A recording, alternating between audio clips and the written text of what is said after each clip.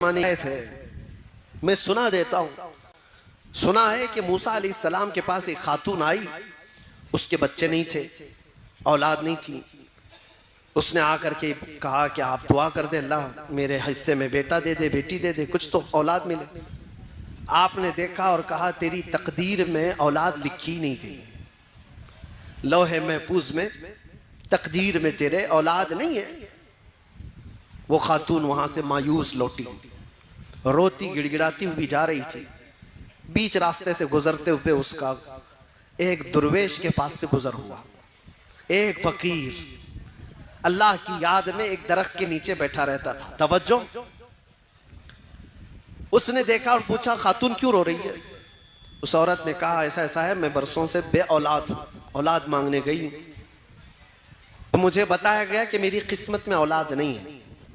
उस दुर्वेश ने कहा घबरा मत, ना उम्मीद ना हो, मायूस ना हो, रब तबारक व तआला चाहे तो उसका लिखा हुआ है वो फिर लिख करके अता भी फरमाते। जा अपने घर सजदा कर, मैं दुआ करता हूँ। वो औरत गई, रोज सजदा करती थी, दुआ करती थी, और ये दुर्वेश इधर उस खातून के लिए दुआ करता था। फकीर चंद ही दिनों के बाद उस औरत के घर में हमल के आसार, और चंद दिनों के बाद एक खूबसूरत बेटा पैदा हुआ। खातून को बेटा मिल गया, वो खुशहाल। थोड़े दिन उसकी तरबियत करती है, चंद दिनों के बाद दूसरा बेटा भी हुआ, फिर चंद सालों के बाद तीसरा बेटा भी हुआ, चौथा भी हुआ, पांचवा भी हुआ, छठा भी हुआ, सातवां भी हुआ। 7 बेटे हुए। एक दिन हजरत मूसा वहां से गुजर रहे थे, देखा इस खातून को, पूछा ये किसके बच्चे हैं। औरत ने कहा मेरे हैं। तेरे हैं? तू ही वो औरत है जो औलाद के लिए शिकायत लेकर आई थी। कहा मैं ही हूं। कहा फिर कैसे आ गए तेरी औलाद। कहा बस दुआ है किसी बुजुर्ग की और अल्लाह की अता है। अल्लाह जिसे चाहे औलाद अता करे, जिसे चाहे अता करे। मूसा अलैहिस्सलाम अल्लाह करीम की बारगाह में अर्ज करते हैं, मौला मैंने जो देखा था वो गलत था या ये औरत झूठ बोल रही है। रब ताला की तरफ से जवाब आया कि तुमने जो देखा था वो भी सही था, औरत जो बोल रही वो भी सही है। कैसे इसको औलाद हुई।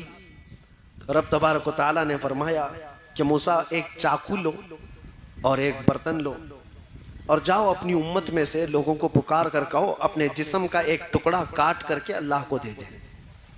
वो बनी इसराइल कौम है बड़ी नाफरमान। मूसा अलैहिस्सलाम अपनी कौम के पास आए, अल्लाह का हुक्म है ये। चाकू लेकर के एक थाल में कहा कि जिस्म का एक टुकड़ा काट करके दे दे। सब इधर उधर भागने लग गए। आज ये टुकड़ा मांग रहे हैं, कल कलेजा मांगेंगे। जिस्म काट करके देने वाले जिगरे बहुत कम लोगों के होते हैं, कौन करेगा। शाम हो रही थी, आपका गुजर उसी दुर्वेश के पास से हो रहा था। उस दुर्वेश के कानों में आवाज पड़ी तो वो खड़ा हो गया। कहा ए अल्लाह के नबी, क्या रब ताला ने जिस्म का हिस्सा पूछा है, टुकड़ा पूछा है। कहा हाँ। कहा ये बर्तन दीजिए, और चाकू भी ले लिया। और उसके बाद जल्दी से खड़े होकर इधर से काटा, इधर से काटा, इधर से काटा, जिस्म के जगह जगह से पूरी तेज चाकू से काटते काटते छलनी कर दिया। टुकड़े निकालता गया, पूरा लहू लहान हो गया। मूसा अलैहिस्सलाम ने कहा अरे नादान, हुक्म हुआ है एक टुकड़ा देने के लिए, जिस्म का इतने क्यों काट दिया। कहा आपने ये तो नहीं बताया कि रब को मेरे जिस्म का कहां का हिस्सा चाहिए, किस जगह का हिस्सा चाहिए। मैं सब निकाल कर रख दिया हूं ताकि कोई टुकड़ा तो उसे पसंद। ये फना अल्लाह की बारगाह में जो फना है, अल्लाह का जो हो गया। तब रब तबारक व तआला ने फरमाया ए मूसा, जो मेरी मोहब्बत में अपने जिस्म के टुकड़े निकाल सकता हो उसकी दुआ पर मैं क्या किसी को औलाद नहीं दे सकता। उसकी दुआएं रब तबारक व तआला के हुजूर जाती हैं। इसीलिए कहा गया खुदी को कर बुलंद इतना कि हर तकदीर से पहले खुदा बंदे से खुद पूछे बता तेरी रजा क्या है। ये मकाम कब आता है, जब तुम जमे रह जाओ, डटे रह जाओ, अल्लाह रब्बुल इज्जत की ज़ात पर ईमान यकीन के साथ कामिल रखो। बहुत सारे वसवसे शैतान डालता है, बहुत सारे वसवसे डालता है। आप कहते हैं ना कि हमारा यकीन है अल्लाह की ज़ात पर। हजरत राबिया बसरिया रदी अल्लाह तआला अन्हु के पास एक बुजुर्ग आए, उनसे कहा कि माँ दुआ करो हमारे लिए। हजरत राबिया ने पूछा क्या दुआ करो।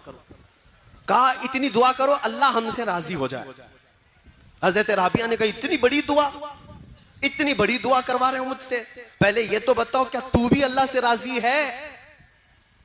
क्या तू भी अल्लाह से राजी है? उस बुजुर्ग ने कहा माई कैसी बात कर रहे हो, कौन है भला दुनिया में जो अल्लाह से भी नाराज रहेगा? कौन है जो अल्लाह से भी नाराज रहेगा? हज़रत राबिया मुस्कुराने लगी और कहने लगी ए बंदे खुदा, बहुत लोग हैं जो अल्लाह से नाराज हैं, ये कहते हैं अपने रब को अल्लाह कहते हैं, ये नाराज है, राजी नहीं है अल्लाह से। कहा ऐसा कैसे हो सकता है?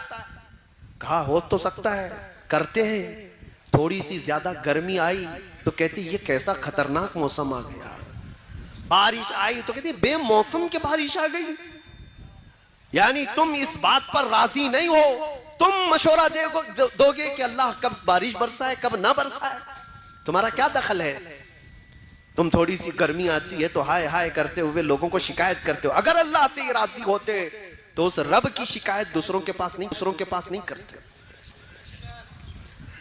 इनकी नाराजगी का हाल तो यह है, जब इनको अल्लाह देता है बेहिसाब देता है तो छुपा कर रखते हैं, किसी को नहीं बताते कितना माल है किसी के पास, छुपा कर रखते हैं। और जब छोटी सी बीमारी देता है तो 10 लोगों को कहते हैं मुझे बुखार हो गया, मुझे तकलीफ है, मुझे मुसीबत है। हजरत राबिया कहती यही तो अपने रब से अगर राजी होता तो उसकी नेमतों को खोल खोल कर बयान करता और उसकी दी हुई मुसीबतों पर सब्र करता। अजीजा ने गिरामी वक़ार, आज की इस रात में आप सबसे यही गुजारिश करूंगा, ईमान की हिफाजत इस जमाने में बहुत बड़ा चैलेंज है तुम्हारे लिए। अल्लाह के नबी सल्लल्लाहु अलैहि वसल्लम ने फरमाया है एक जमाना मेरी उम्मत पर ऐसा आएगा कि ईमान पर इनको खड़ा रहना इतना मुश्किल हो जाएगा जैसे हथेली पर अंगारा लेकर खड़ा होना मुश्किल है। वो दौर आ चुका है, वो दौर आ चुका है। तुम्हें अपने ईमान के साथ बाकी रहना, कायम रहना। आज का दौर तो निकल जाएगा, ऐसे वैसे तुम भी बूढ़े हो जाओगे, अभी मौत आ जाएगी। अगली जो नस्ल आने वाली है उनका सोचो, उनका सोचो।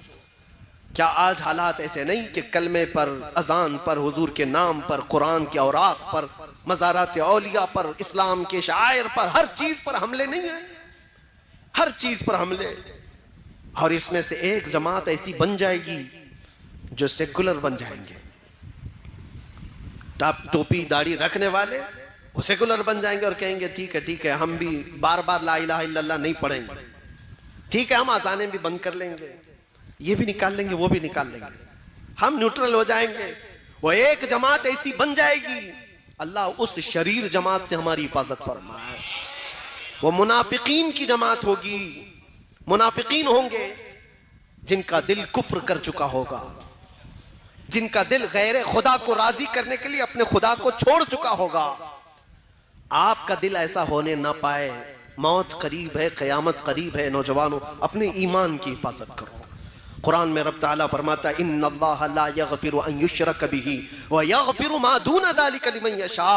अल्लाह फरमाता है उसके साथ किसी ने किसी को शरीक किया, शिर्क किया तो अल्लाह उसको कभी माफ नहीं करेगा, और उसके अलावा जो भी गुनाह किया है अल्लाह सब माफ करेगा। जो भी गुनाह हुआ है अल्लाह सब माफ करेगा। यहां तक के जिन्होंने हजरत अमीर हमजा को कत्ल किया, वहशी, उनके मुतालिक आयत आई थी। वो आए बारगाह रिसालत में आप सल्लल्लाहु अलैहि वसल्लम में कहने लगे मुझे अमान दे दीजिए। हुजूर के चचा को जिसने कत्ल किया है नेज़े से मारकर जंगे उहद में, फिर वो हुजूर की बारगाह में आए, कहा मुझे अमान दे दीजिए।